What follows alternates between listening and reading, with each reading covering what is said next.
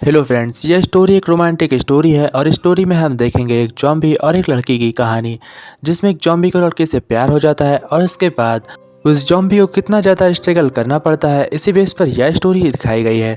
इस कहानी की शुरुआत में हम देखते हैं एक आर नाम के ज़ॉम्बी को जिसकी सोच में कुछ बदलाव हो रहा है। वह काफ़ी साल पहले ज़ॉम्बी बना था और उसने कई लोगों की जान ली है, पर इसके बावजूद उसके अंदर कुछ बदलाव होते रहते हैं। और मिस्टर आर एक बहुत ही बड़े प्लेन के अंदर रहता है।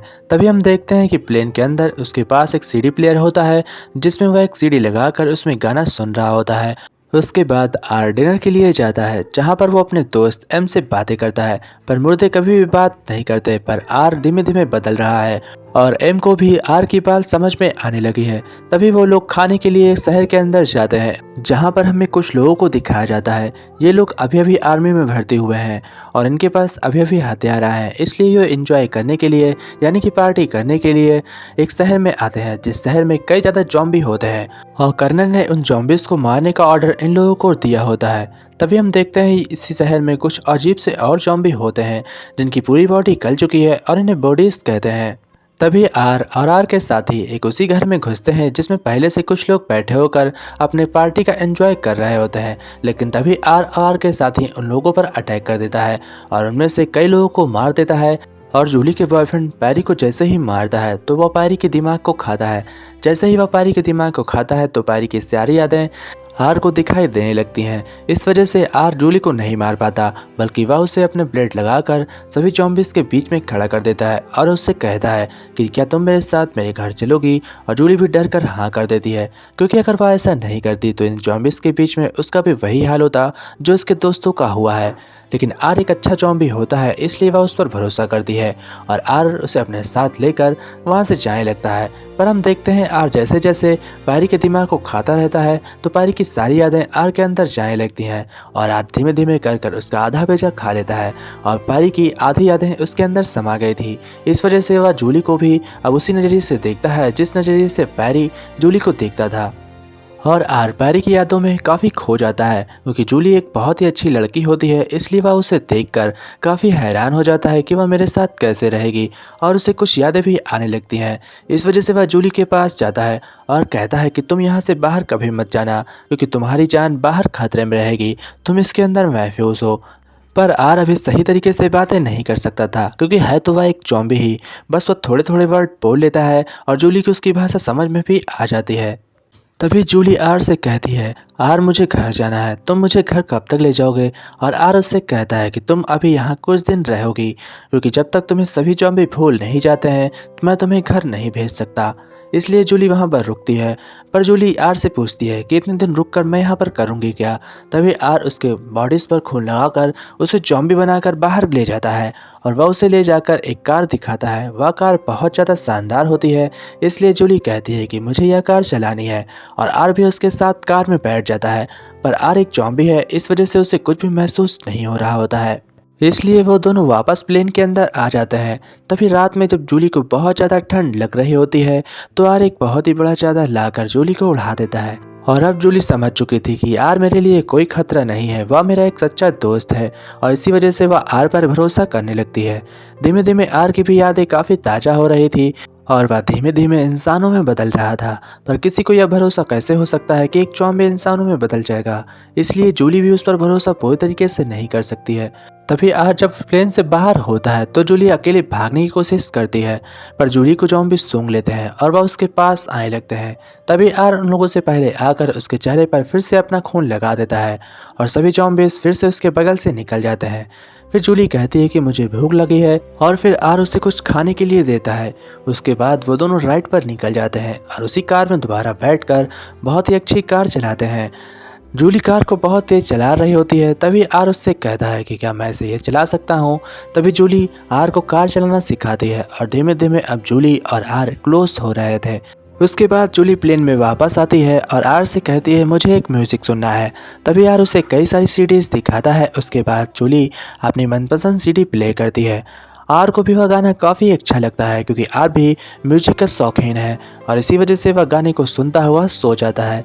पर आर को ज़्यादा देर नींद नहीं आती। वह जग कर देखता है कि जूली लेटी हुई है और वह सो रही है, इसलिए वह उठकर वापस प्लेन के दरवाजे पर जाता है और वहां पर जाकर बचा हुआ भेजा खाने लगता है। जब वह भेजा को फिर से खाता है तो उसकी कई ज़्यादा यादें वापस से ताज़ा होने लगती हैं, जैसे कि वह पैरी ही बनने वाला है।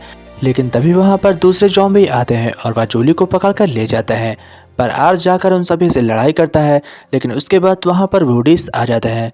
बूढ़ीस उन लोगों को देखते हैं और उनका पीछा करने लगते हैं। लेकिन तभी वहां पर मिस्टर एम आता है, क्योंकि मिस्टर एम भी धीमे धीमे इंसान बनने लगा था, इसलिए वह काफ़ी ज़्यादा सुधर जाता है। और वो आर का दोस्त तो पहले से था ही, इसलिए वह आर की मदद करता है और आर से कहता है कि तुम लोगों को कुछ नहीं होगा, मैं तुम्हारे साथ हूँ और तुम्हें इस बूढ़ीस से कोई डरने की ज़रूरत नहीं है। और वह उन लोगों को कार देकर वहाँ से भेज देता है।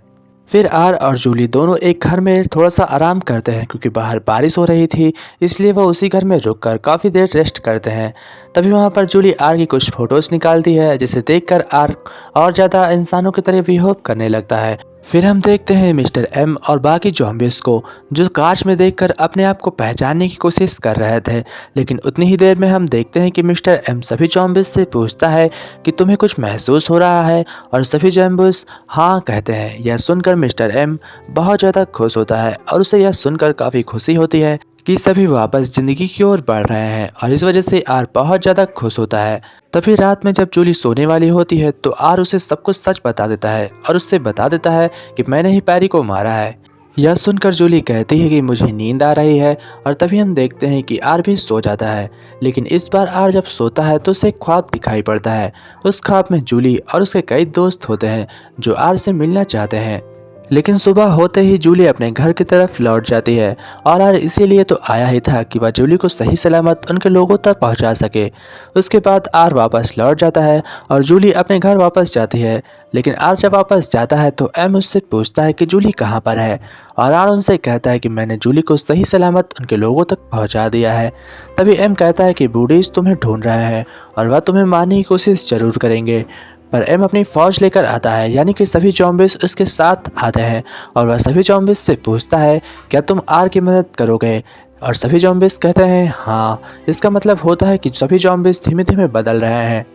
उसके बाद आर छुपकर इंसानों के बीच में जाता है और वह जूली से मिलता है, जूली से बात करता है और जूली से कहता है मैं तुमसे मिलने इतनी दूर तक आया हूँ। लेकिन तभी जूली पूछती है कि तुम यहाँ पर क्यों आए हो, पर आर उनसे झूठ बोलता है और आर कहता है कि मैं अपने लोगों को बचाना चाहता हूँ, क्योंकि हम लोग बदल रहे हैं, इसलिए हम चाहते हैं कि इंसान हमारा शिकार ना करें और हमें जिंदा छोड़ दें।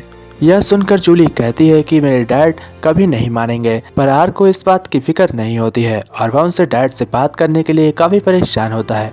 तभी जूली आर का मेकअप करती है और उसके बाद आर बिल्कुल भी ज़ॉम्बी नहीं लग रहा था, और जूली आर को देखकर बहुत ज़्यादा खुश होती है। जूली की फ्रेंड भी आर से कहती है कि तुम काफ़ी ज़्यादा स्मार्ट लग रहे हो, और यह सुनकर आर बहुत ज़्यादा खुश होता है। उसके बाद आर कहता है कि क्या हम तुम्हारे डैड से मिल सकते हैं, पर उससे पहले नोरा से बात होती है। नोरा उससे देखकर बहुत ज़्यादा खुश होती है, क्योंकि आर से ज़्यादा स्मार्ट अब कोई भी नहीं था, और वह आर को लेकर अपने डैड के पास जाते हैं। लेकिन उनसे पहले केविन उन्हें मिलता है और केविन आर से कहता है क्या तुम इंसानों की तरह बिहेव कर सकते हो। तभी आर केविन से पूछता है कैसे हो तुम। यह सुनकर केविन को भरोसा हो जाता है कि ज़ॉम्बीज़ बदल रहे हैं, और वह आर को सीधा कर्नल के पास भेज देता है। लेकिन जूली पहले अपने डैड से बात करना चाहती थी, इसलिए वह सबसे आगे और सबसे पहले जाती है, पर वह अपने डैड को मनाने में नाकाम रहती है। उसके बाद आर और जूली वहां से निकल जाते हैं। आर अपने दोस्त एम के पास जाता है और उससे मदद मांगता है। तभी एम कहता है हम तुम्हारे साथ हैं और तुम्हारा बूढ़ीज कुछ भी नहीं बिगाड़ सकते। तभी आर और जूली के ऊपर सभी बूढ़ीज अटैक कर देते हैं।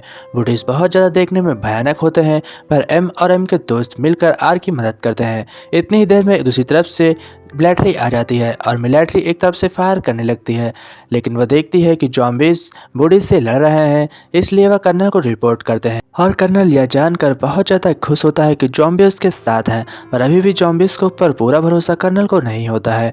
और हम देखते हैं कि मिलिट्री और ज़ॉम्बी मिलकर बूढ़ीज का सामना करते हैं। वे सभी बूढ़ीज को मार देते हैं, लेकिन आर और जूली जाकर एक बिल्डिंग में बहुत ही ऊंचाई पर फंस जाते हैं और बहुत सारे बूढ़ीज उनके पीछे खड़े होते हैं। तभी आर डरने से मना करता है और वह शीशा को तोड़ता है और बिल्डिंग से छलांग लगाने के लिए बिल्कुल तैयार होता है, और बूढ़ीज आर और जूली को मारने के लिए उनकी तरफ दौड़ के आने लगते हैं। और आर बिना देर किए तुरंत ही ऊपर से छलांग मार देता है। वो दोनों जाकर सीधा पानी में गिरते हैं, पर पानी के नीचे से टकराकर आर बेहोश हो जाता है और आर को बचाने के लिए जूली वापस अंदर जाती है और आर को ऊपर लेकर आती है। उसके बाद आर जूली को प्रपोज करता है और जूली हाँ कर देती है। और फिर हमें यहाँ पर देखने को मिलता है एक बहुत ही रोमांटिक सीन, जिसे देखकर आप बहुत ज़्यादा खुश होने वाले हैं। तभी हम देखते हैं कि आर के आँख का रंग बदल रहा है और वह धीमे धीमे ज़ॉम्बीज़ से इंसानों की ओर बदल रहा है। तभी वहाँ पर कर्नल आते हैं और वो आर के ऊपर गोली चला देते हैं। तभी जूली उनसे रिक्वेस्ट करती है कि डैड ऐसा मत करो, आप आर को मत मारो, मैं आर से बहुत ज़्यादा प्यार करती हूँ। पर उसके डैड बिल्कुल भी नहीं मानते। लेकिन इतनी देर में आर के शरीर से खून निकलने लगता है और यह देखकर उनके डैड को भरोसा हो जाता है कि अब सभी ज़ॉम्बीज़ धीमे धीमे कर ठीक हो जाएंगे। और फिर कर्नल सभी मिलिट्री को रोक देते हैं और आर को अपने घर लेकर वहां से चले जाते हैं। उसके बाद हम देखते हैं बूढ़िस को। जब सभी ज़ॉम्बीज़ सुधरने लगे होते हैं तो बूढ़िस को खाना मिलना बंद हो जाता है, जिसकी वजह से बूढ़िस की जान अपने आप ही चली जाती है और शहर से सारे बूढ़िस मर जाते हैं। उसके बाद सभी ज़ॉम्बीज़ इंसानों के बीच जाकर रहने लगते हैं और इसी हैप्पी एंडिंग के साथ यह मूवी यहीं पर एंड होती है। और इंसान और ज़ॉम्बीज़ के बीच की जो दीवार होती है वह जूली और आर के प्यार से मिट जाती है। इसी के साथ प्यार की जीत होती है और जूली को आर मिलता है और आर को जूली मिलती है। इसी हैप्पी एंडिंग के साथ यह मूवी यहीं पर एंड होती है। आशा करते हैं आप लोगों को वीडियो पसंद आई होगी। अगर वीडियो अच्छी लगे तो वीडियो को लाइक और चैनल को सब्सक्राइब जरूर करिएगा।